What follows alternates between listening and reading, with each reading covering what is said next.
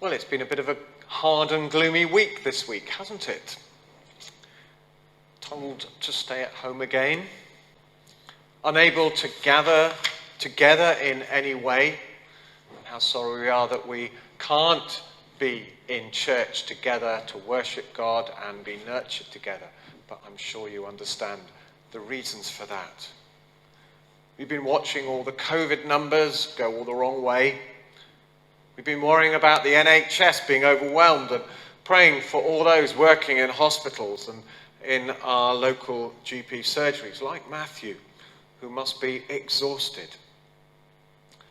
I've also been preparing to take my second COVID funeral.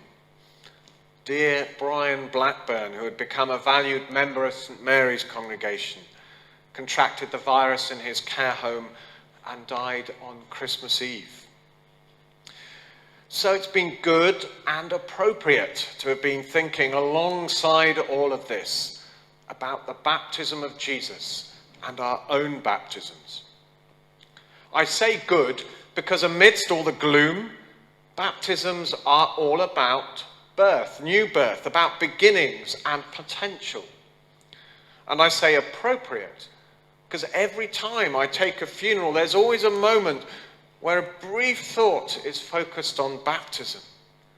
When at the end of someone's life journey, as we hand them back to God, there's a link with the beginning, when they were dedicated to him. And I think what makes that connection is, among other things, the use of the name.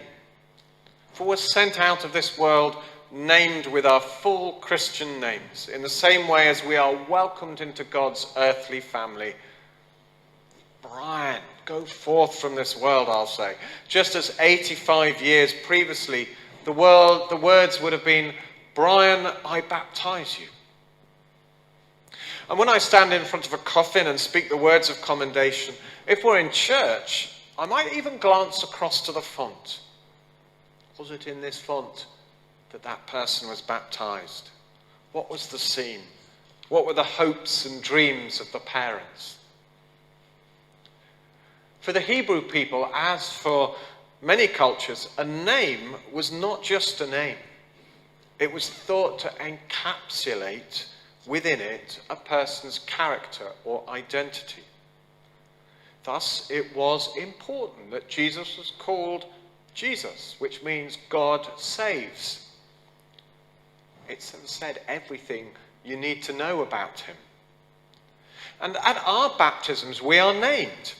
We're called by name by God. We're called to make our home in his kingdom. Just as at a funeral, the deceased is called by God into the home of his kingdom. And if our name is traditionally bound up with our character or our identity, then it's as if through calling us by name, God says that he knows every part of us. He calls every part of us. Nothing is hidden. At his baptism, Jesus hears the words from heaven. You are my son, my beloved. On you, my favor rests. Of course, Jesus is not named like at a baptism now. There's no naming ceremony. And yet, those words from God give him his identity. You are, they're words of revelation. After all, you are is just the second person of the verb to be. And the first person is I am. And where have we heard those words before in the Bible? I am the bread of life. I am the good shepherd. I am the vine. I am who I am. God's words to Jesus are a moment of revelation, as God's words to Moses in the burning bush were a moment of revelation.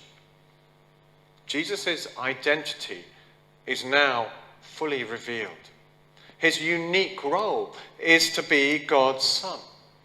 His unique role is to be Jesus, the one who brings God's salvation. And so, when we are baptized, God calls by name and commissions for us for our unique role in life. You are Johnny. You are Matthew. You are Samuel. You are Philip. You are Peter. You are who you are. And your role in life is to be uniquely you. God has called you by name and made you his own. Words spoken by the bishop as he or she prepares to lay hands on each candidate at confirmation. Jesus at his baptism passes through the birthing waters into the full knowledge of his identity. And the rest, in a way, is simply a living out of that knowledge. The same is true at our baptism. We pass through the waters into the full stature of our identity as children of God, called by name. The rest is just a living out of that. Amen.